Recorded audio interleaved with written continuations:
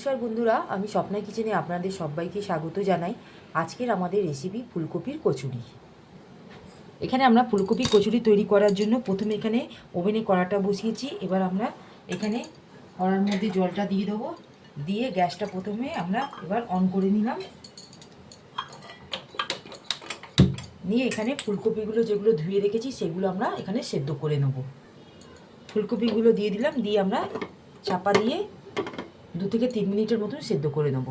ফুলকপিটা যতক্ষণ সেদ্ধ হচ্ছে এখানে আমরা মেজারিং বাটির মধ্যে 1 বাটি ময়দা নিয়েছি।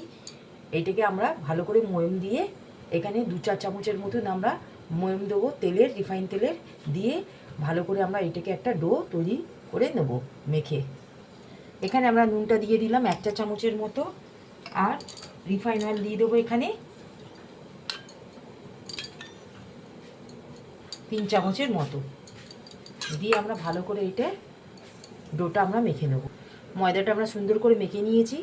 এবার আমরা ঢাকাটা খুলে একবার দেখে নেব ফুলকপিটা আমাদের কতটা সেদ্ধ হয়েছে। দেখুন ফুলকপিটা আমাদের সেদ্ধ হয়ে গেছে। আমরা গ্যাসের ফ্লেমটা অফ করে ফুলকপিগুলো নামিয়ে নেব। এখানে আমরা ফুলকপিগুলো ম্যাশার দিয়ে ভালো করে ম্যাশ করে নেব। এখানে আমরা ফুলকপিগুলো ম্যাশ করে নিয়েছি। এবার আমরা এই কড়ার মধ্যে তেল দিয়ে দেবো 1 চা চামচের মতো।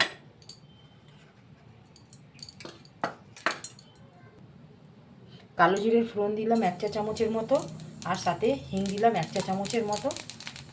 এখানে আদা আর কাঁচা লঙ্কা আমরা গ্রেট করে রেখেছি, সেটা আমরা দিয়ে দেবো।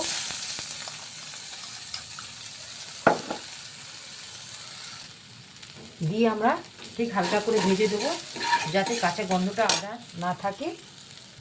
আদাটা ভাজা হয়ে গেছে, আদা কাঁচা লঙ্কা। এবার আমরা ফুলকপি ম্যাশ করে রেখেছি সেটা দিয়ে দিলাম।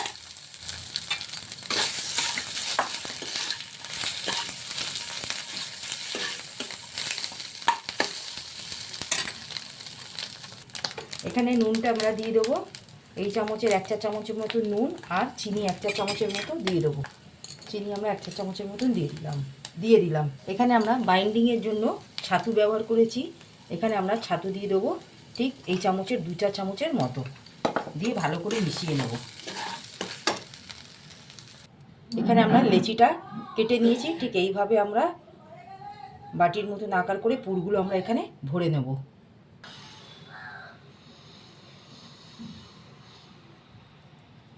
মুখগুলো এইভাবে আমরা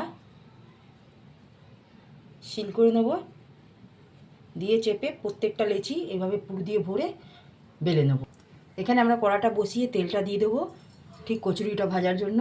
এখানে আমাদের তেলটা গরম হয়ে গেছে। এক এক করে আমরা এখানে কচুরিগুলো বেলে নিয়েছি।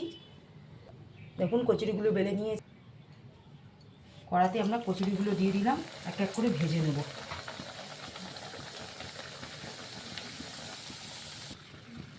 দেখুন কত সুন্দর ফুলে উঠেছে। এইভাবে আরেকটা পিঠ আমরা ভেজে নেব।